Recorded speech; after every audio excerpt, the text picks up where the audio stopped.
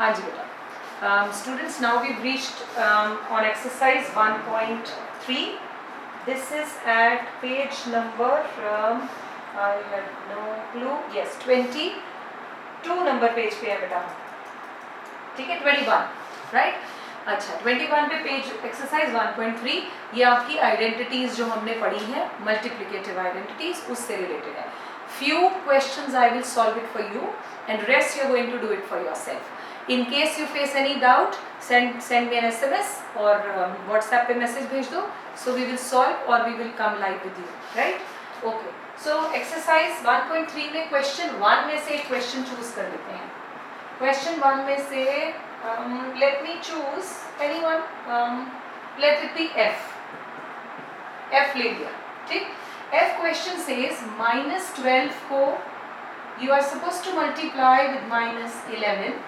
And then with 10, okay, and find out the answer. सबसे पहली चीज आपने जो है वो साइन को सॉल्व कर देना है कि which sign it is going to come in the end. So I see minus and minus becomes plus. This is already plus, तो एक बात श्योर हो गई कि इसका आंसर पॉजिटिव आएगा. ठीक हो गया.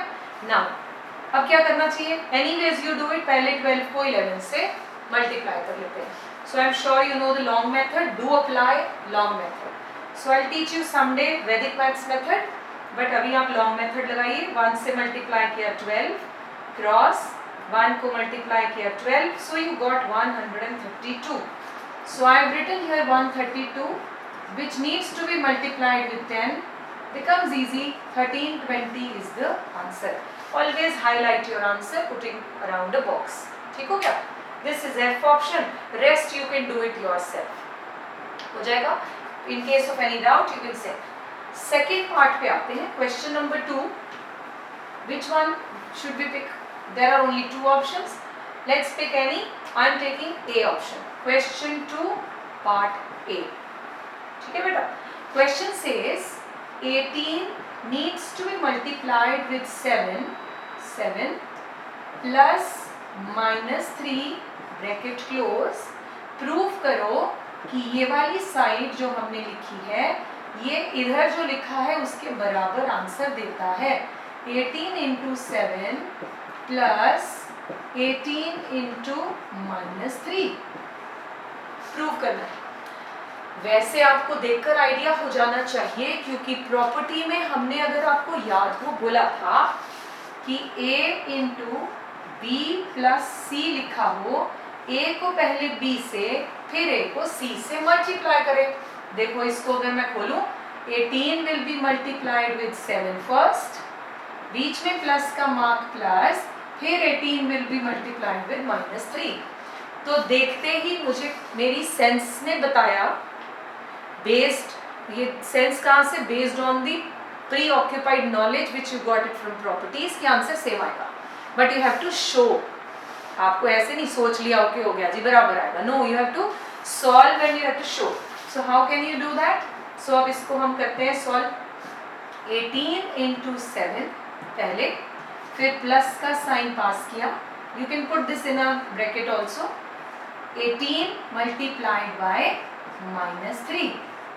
इसको छोटी ब्रैकेट में डाल दिया, उसको बड़ी. इक्वल टू सेम चीज आ जाएगी नीचे. ठीक है राजे? उसको बाद में सॉल्व करते हैं. पहले हम let's do this one, left hand side. So you can always say this is left hand side, this is right hand side. So let's solve this first. So what do I get? 18 into 7. 8 sevens are 56, and then ठीक है. So if in case calculation error is there, you can rectify that on your own. Now 18 into 3. So if I do 18 into 3, what do I get? 30 and 54. But sign कौन सा? -54. Let's go to the other side and write down what do I get. 18 into 7 I have already done, so I got 126 plus 18 into -3 I have already done, so I got 54.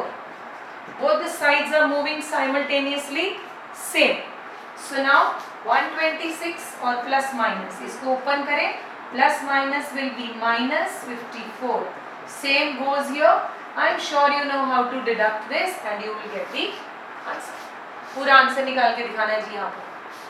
Okay, so what do I get? 2 and 72, which is equal to 72. No issues. So rest you can solve it yourself.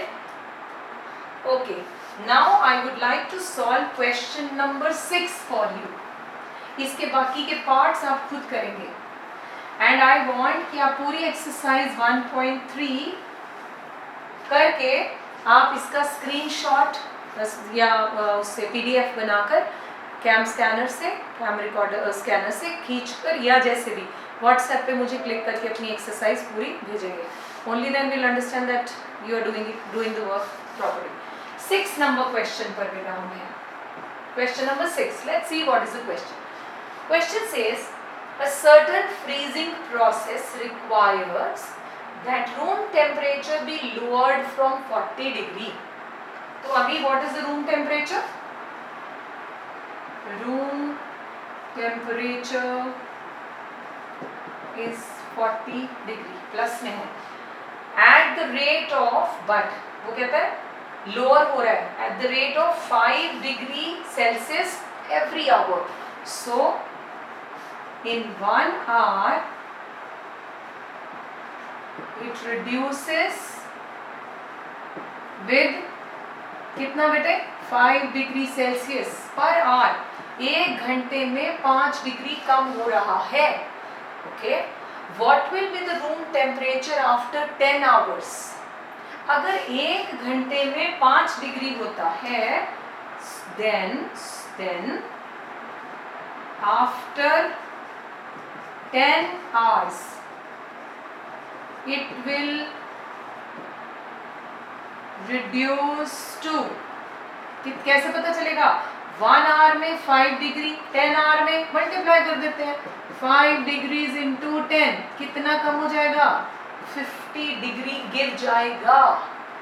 यहाँ तक कोई problem? Okay, अब बताओ जी कि temperature क्या हो जाएगा 10 घंटे के बाद. तो ये तो पता चल गया after 10 hours it will fall to 50 degree. Fall to 50 degree. अब कितना हो जाएगा आफ्टर 10 आवर्स? सी, पहले कितना था Raje? It was 40 degree. It is falling with speed of 5 Celsius every hour. इस स्पीड से ये 50 डिग्री गिर जाएगा और कहाँ जाएगा? -10 डिग्री सेल्सियस. बात समझ में आई? अब इसको नंबर लाइन पे देखें. Let's make number line. This is 0, this side is 40. Room temperature 40 है, ठीक है. और ये फॉल कितना स्पीड से हो गया? 50 डिग्री फॉल हो गया बेटा. इधर प्लस है, इधर माइनस है. तो पहले तो ये फॉल हुआ 40, फॉल हो रहा है, पीछे आया 40, तो इतना हो गया 40, पर टोटल कितना हो रहा है? 50. सो इसका मतलब थोड़ा और इधर चला गया, नेगेटिव में चला गया. कितना? 10 मोर. ये आप जनरल कॉमन सेंस लगाकर, वैसे आपको क्वेश्चन में it is not asked that you show it on a number line, but you can always understand through number line. How can we understand this? कैसे? दोबारा से 40 डिग्री टेम्परेचर पर थे, but कितनी स्पीड से गिर रहा है? 5 degree every hour. Within 10 hours it is going to fall 50 degree. So it is going to fall 40 first and 10 more this side. So it is reached to -10. It is that simple. चलिए आगे. Okay. Now I'll do one more part for you. That is question for you is 8th number question. चले? Very interesting questions. Okay. Let's move to number 8. Question number 8. Okay, now a cement company earns a profit of ₹8 per kg of white cement. एक instruction, जब भी आपको statement sums आते हैं, आप उस statement को पढ़ के उसमें से जो मैथमेटिकल इंफॉर्मेशन है उसे अपनी नोटबुक में लिखा करें. I repeat, what did I say? Statement sums में एक instruction है. Only then you will not make mistakes throughout your life is what? That उसमें से जो mathematical terms हैं उन्हें पिक कर लें. जैसे पिछली वाली में थी रूम टेम्परेचर 40 पहले लिख दिया. ऐसे ही इस वाले में क्या लिखा, व्हाइट सीमेंट बेचने पर 8 रुपीज का प्रॉफिट, ठीक। So profit on selling white cement कितना, ₹8। ये मुझे समझ में आया। आगे बोला लॉस ₹5 पर bag of grey cement sold, so loss on selling grey cement bag is rupees कितना बेटा, it's 5. So I have picked up certain information from the first line. Now let's put this information in the parts. Part A, do mention, always mention, ठीक। A says company sells 3000 bags of white cement. So company sells white cement, कितने bags बेचे बेटा उसने बेचे 3000 bags, ठीक हो गया। और कितना बेचा, 5000 grey bags, and grey bags 5000। अब हमसे पूछता है tell what is the profit और लॉस, ठीक। So let's find out. अब हमें पता है when he sells white cement he gains profit of ₹8 per bag. So how much he must have earned? 8 3s are 24,000 का इसको प्रॉफिट हुआ होगा। बच्चे बात समझ में आ रही है? क्योंकि 8 रुपीज पर बैग उसको प्रॉफिट होता है, बट इसको सेल करके उसको लॉस होता है। 5 रुपए का पर बैग लॉस था ना, या loss, it's loss, it's profit. So 25,000 rupees का loss. Let's find out nutshell means I earned 24,000 but I have to give 25,000. So am I in profit or loss? दोबारा, मेरे पास प्रॉफिट कितना कम, लॉस कितना ज्यादा, कितने से ज्यादा, 1000 से। So he is in loss of 1000, minus में आया, so you'll say he is in loss, हो जाएगा। Very good. B part is very interesting. Let's do the B part. I am erasing A1, so you can copy this down. Pause करके, वैसे तो खुद ही solve करें। Okay. By using the same information, they want me to solve B part also. Let me just fill ink here और साथ साथ read करते हैं। What is the number of white cement bags it must sell? It means it is asking कितने white cement bags sell करने हैं to have neither profit nor loss, ठीक है।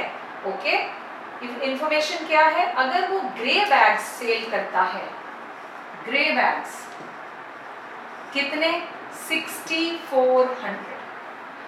सो by looking at this I can find out कि वो कितने loss में जाएगा। हो जाएगा बेटा 5 रुपीज के हिसाब से।